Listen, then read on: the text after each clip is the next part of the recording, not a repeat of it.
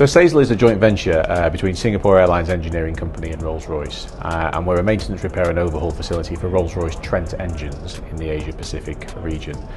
We concentrate on the disassembly and assembly of jet engines, module repair and a significant amount of component repair within those engines. So today's very exciting. We're announcing the next phase of our expansion for the next 20 years. It's about $180 million investment here in Singapore, and it's focused on developing capacity, capability and productivity. APAC will become the world's largest segment of the aviation market over the next 15 years, and the fact that we're making an investment that underpins 20 years worth of growth shows the confidence that we as SAESL and our stakeholders have in committing this sort of investment at this time. We're very conscious that we work in an industry that by definition burns hydrocarbons to test an engine, and we can't get away from that.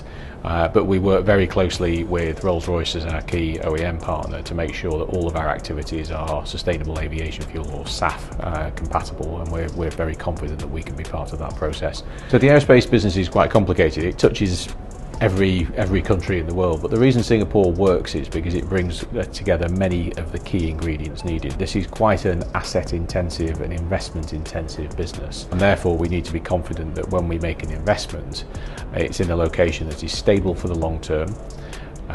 We get good forward-looking support from government agencies. JTC and EDP are two good examples of that, and we're very grateful for their partnership in this, and a structured view of how we develop talent within the ecosystem going forward.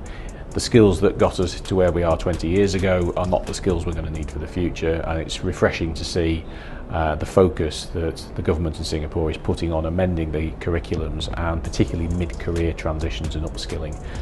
We will need all of these things for us to be successful, to retain the pipeline and attract people in what is still fundamentally a small place.